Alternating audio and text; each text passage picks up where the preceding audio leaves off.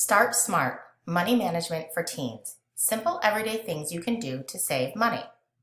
Everyone can use a little guidance on how to save more money. Here are some suggestions for simple things you can do. Set goals. Saving money now for use in the future gets easier if you know what you want and how much you'll need, said Janet Kincaid, FDIC Senior Consumer Affairs Officer. It helps to set saving goals you can easily achieve. If you want to buy a $500 item within the next year, plan to save $50 a month for 10 months, which is just $12.50 a week. We're not including any interest you could earn on your savings. Have a strategy for saving money. Every time you receive money from your allowance, a gift, or summer job, or some other source, try to automatically put some of it into savings instead of spending it. That approach to saving money is known as paying yourself first. Here's one suggestion.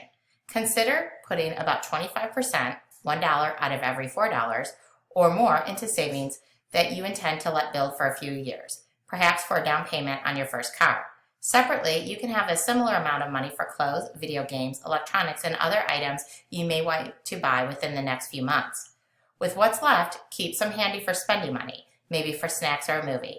And as we suggest in Another Good Use of Your Money, Helping the Less Fortunate, also consider donating some of your money to charity. Cut back, not out.